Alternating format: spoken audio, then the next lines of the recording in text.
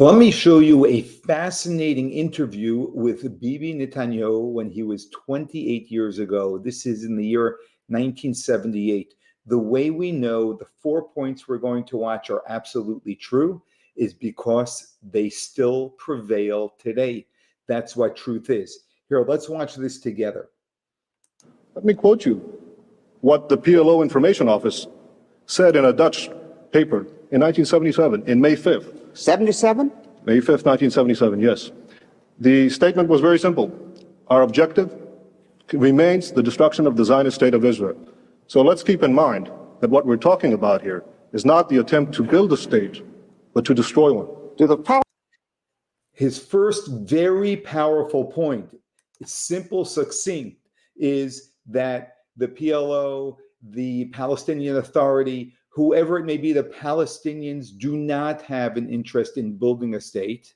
They have an interest in destroying one, and that is Israel. And this is the reason why there is no peace today between Israel and the Palestinians. What's written in their charter is the destruction of the state of Israel. Oh, the PA took it out of their charter during peace, during peace efforts, which led nowhere as well, because this remains in the charter that lives in their heart.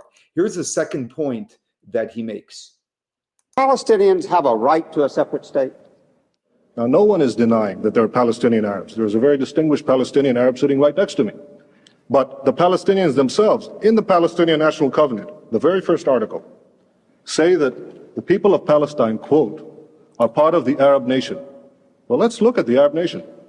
It has 21 states, an area roughly the size of the United States, and 1/6 of the entire world's wealth. Now, add to that the fact that there already exists a Palestinian state, and that is Jordan, 60% of whose population is Palestinian. I think it's quite interesting that Yasser Arafat and King Hussein, who are bitter enemies, agree on one thing, that Jordan is a Palestinian state. So what we're talking about is a demand for a 22nd Arab state and a second Palestinian state. He spells it out very clearly. Until Arafat was thrown out of Jordan. Why was Arafat thrown out of Jordan? He was embraced and brought into Jordan because Jordan is the Palestinian state. And in 1978, everyone knew this. He was thrown out because he was trying to throw over King Hussein, which is why they were bitter enemies. He ended up in Lebanon doing the exact same thing, which is why Lebanon today is a hotbed for Hezbollah terrorists. They ruined Jordan. They ruined Jordan, and then they went and they ruined Lebanon. This is what they do with every country that they have. But everyone agreed that Jordan is the Palestinian state until we started to invent something else and people started buying into the propaganda that the West Bank must be the Palestinian state. Are you buying into that propaganda? Let's see the third point that he makes over here, another critical point about Israel being asked to offer certain rights to the Palestinians, which Israel, of course, has made numerous attempts to do. What should be done with the Palestinians on the West Bank? There's a problem, so what should be done, in your opinion? Well, I think that the Palestinians in the West Bank are going to be offered the full human rights, the full civil rights, as no Arabs are offered in the Middle East. No Arabs whatsoever have any full human rights or the right to vote for their own government. Those Arabs who lived in Israel in the pre-67 boundaries are the only Arabs in the Middle East who offer that right, and I'm all in favor of having the same Arabs living in the West Bank and the Gaza Strip being offered such a right in the final peace agreement.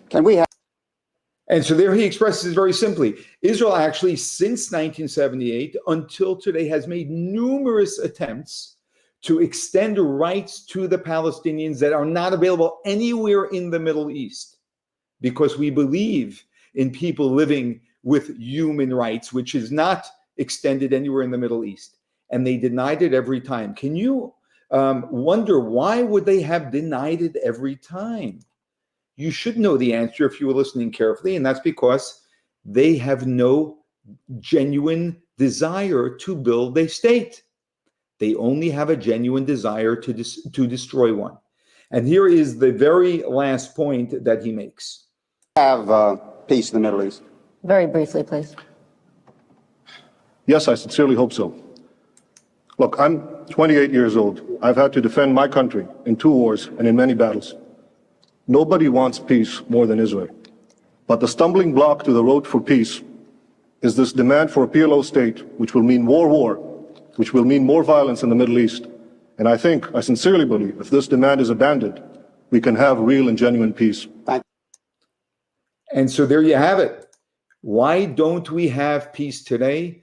Because the Palestinian Authority, just an extension of Arafat and the PLO, are there funding terrorists of families. Every time a terrorist goes into Israel and blows themselves up, they give them a monthly, very generous check. It's not possible to have peace with a people who are invested in terrorism. And I'm not even talking about Hamas in Gaza. I'm only talking about the PA, which come across as domesticated in comparison to Hamas. It is not possible to make peace with such people. Netanyahu's words in 1978 ring true until today.